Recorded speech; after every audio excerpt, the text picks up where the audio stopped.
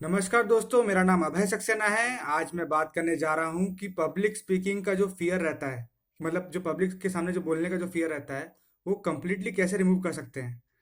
आप मुझ पे ट्रस्ट कर सकते हैं क्योंकि मैं वो बच्चा हूँ जो फर्स्ट ईयर में बिल्कुल ठीक से बोल नहीं पाता था, बात-बात पे हकलाया करता था, लेकिन आज मैं फोर्थ ईयर में आ गया हूँ और आपके सामने ही है मैंने इतने सारे डिबेट के अचीवमेंट सर्टिफिकेट जीते हैं।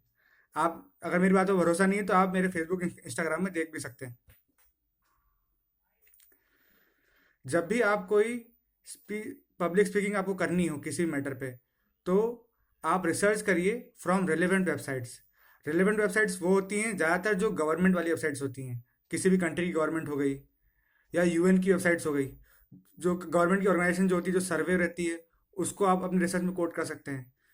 ज़रूरी नहीं कि गवर्नमेंट वेबसाइट ही अच्छी है, कुछ प्राइवेट ऑर्गेनाइजेशंस भी अच्छी हैं जिनके सर्वे बहुत मायने रखते हैं, जैसे कि ऑक्सफैम हो गया या बीबीसी हो गई, वो भी अच्छी अच्छी क्रेडिबल न्यूज़ देती है। ये सब चीज़ें आपको रिसर्च करते करते पता लग जाएंगी कौन कौन सी क्रेडिबल है, कौन कौन सी नहीं है। जब आपने एक बार रिसर्च कर लिया किसी मैटर पे, उसके बाद आप उसको एक पेपर में लिख लीजिए। लिखने से क्या रहेगा ना कि अगर जो इंसान अगर बोलता अच्छा है, तो उसको अपनी बात को लिखना भी आना चाहिए। इससे क्या है, वो सधे हुए वर्ड्स में बोल पाएगा। जब भी आप अपनी स्पीच तैयार करिए पब्लिक स्पीकिंग के लिए, तो बुलेट पॉइंट्स में उसको तैयार करिए। मतलब जो जो टॉपिक है, सब टॉपिक है, उसको बुलेट पॉइंट्स में बांट दीजिए। और उसके बाद जब भी आप किसी कहीं देने जाए स्पीच, तो एक एक पॉइंट को देखा, बुलेट पॉइंट को, और उसके बाद फिर जनता की तरफ देख के उसको 3-3 4-4 मिनट तक इलेबोरेट करते गए। इस हिसाब से आप कितनी भी लंबी स्पीच दे सकते हैं। अब जब आपकी स्पीच तैयार हो गई, उसके बाद बोलने से पहले पब्लिक के सामने एक बार खाली जगह में बोलने की प्रैक्टिस कर लीजिए। एक बार आपने खाली जगह में बोलने की प्रैक्टिस कर लिया, उसके बाद आईने में देख लीजिए अपने आप को, और आईने में थोड़ा एक्सप्रेशन लाने की भी कोशिश करिए।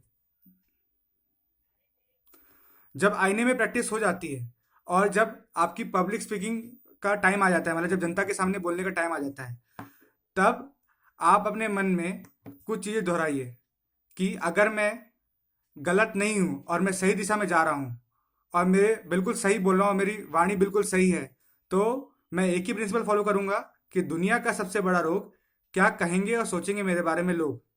इस चीज़ को आप कम से कम 5 से 10 बार अपने मन में रिपीट करिए। उसके बाद एक बार जब आप अपने पब्लिक स्पीकिंग कहीं, मतलब पब्लिक के सामने बोलने गए, तब तब स्पीच दीजिए। उसके बाद जब आप स्पीच दे रहे हो, तो ध्यान रखिएगा कि जनता के साथ आपका आई कांटेक्ट बना रहे।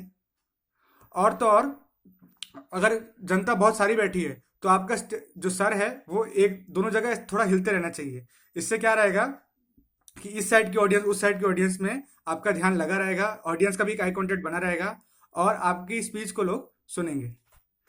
तो दोस्तों, ये थे मेरे कुछ टिप्स। अगर आपको पसंद आए तो इस वीडियो को जरूर लाइक, शेयर और सब्सक्राइब जरूर करें। Thank you.